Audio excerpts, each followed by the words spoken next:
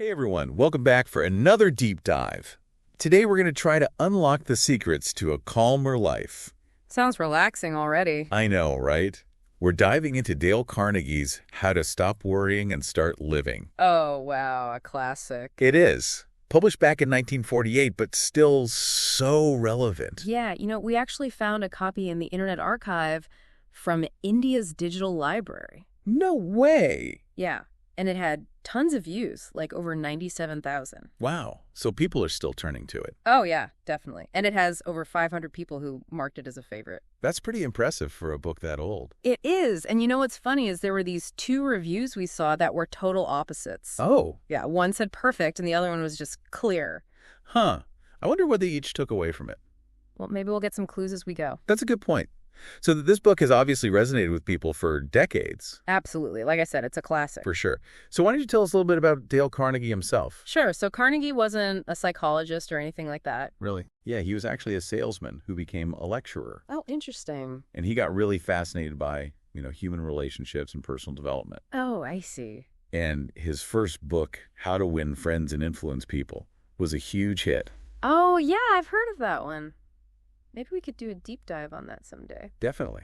That would be fun. Okay, but for now, let's stick with worry. Sounds good. So what's the main idea behind how to stop worrying and start living? Well, it's all about taking control, Like, we can't always control what happens to us, but we can control how we react to things. I see. And Carnegie thought that worry is like a habit. Like something we learn. Exactly. And if we learn it, we can unlearn it. So replace it with better habits? Yes. Habits of thinking and doing things. So it's not about ignoring problems? No, not at all. It's about learning how to deal with them better. Okay, I get it. So he's giving us tools to deal with worry? Yeah, he gives a bunch of techniques. Cool. Based on real psychology and stuff. Oh, yeah. And he uses examples from real life to show how they work. Okay, so before we get into the specific techniques, Well, what was your first impression of the book? Well, what really struck me was how relatable it is. Even after all these years. Yeah. He uses stories from his own life. Oh, wow. And from other people's lives, too. And it makes everything feel really practical. Like something you could actually use. Exactly. That's great. So he's not just talking from some, theoretical standpoint. No, he's been there himself. He gets it. All right, so let's get into it. What's one of the first tools he gives us for tackling worry? Well, one of the most powerful things he talks about, and this one really stuck with me, is this idea of living in day-tight compartments. Day-tight compartments? I've never heard of that. Yeah. So think of it like a ship, crossing the ocean. Okay. The captain doesn't try to navigate the whole trip at once, right? Right. They just focus on that day's course. Makes sense. Yeah. Adjusting for the weather and, whatever comes up. So Carnegie says it's the same with worry. Instead of getting overwhelmed by the whole future. Yeah, you could get lost in that. Totally just focus on what you can control today. So it's like breaking down those big, scary worries into smaller pieces. Exactly. And he even gives you a tool to do it. Oh. Yeah. He says, ask yourself, what's the worst that could happen? Interesting. And then make a plan to accept it if it actually happens. So you're facing that fear head on. Yeah. And when you do that, you take away the fear of the unknown. Okay. And then you can focus on what you can actually do right now. I like that it's very practical. It is. But what about those worries that are actually real?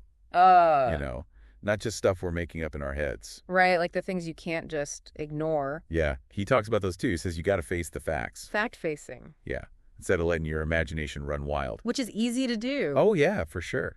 Just get all the facts about the situation first. Okay. And once you really understand the problem, then you can start figuring out what to do about it.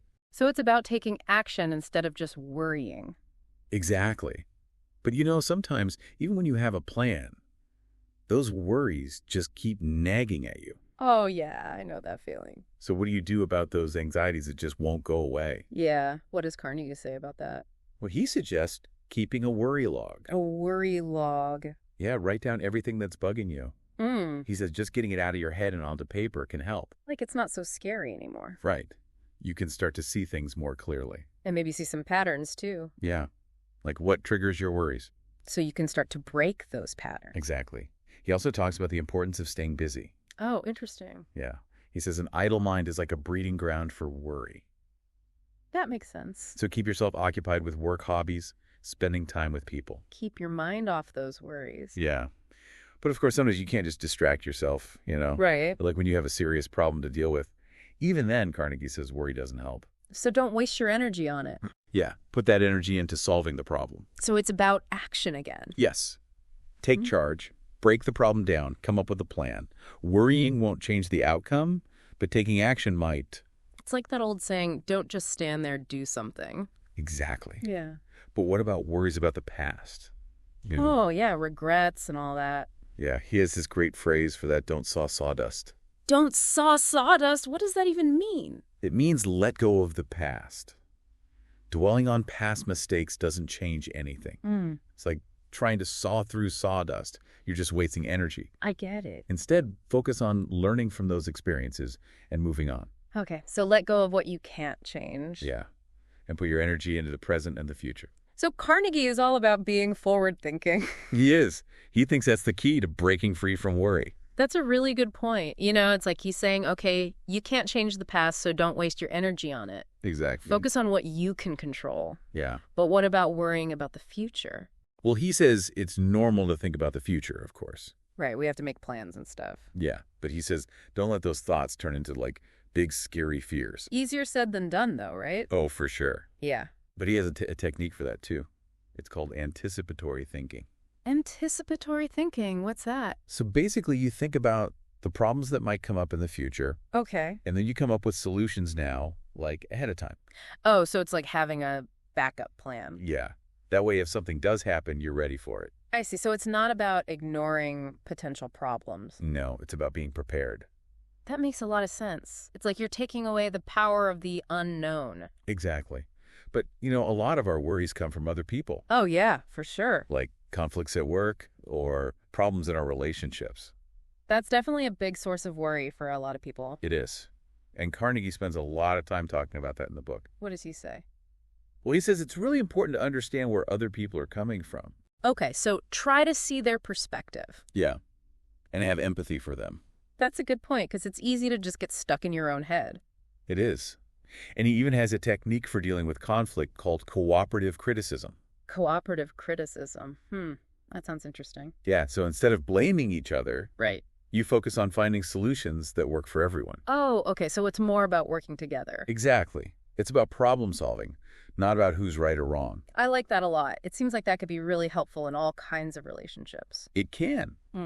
And Carnegie really emphasizes approaching these conversations with a genuine desire to understand the other person. Even if you don't agree with them. Yeah.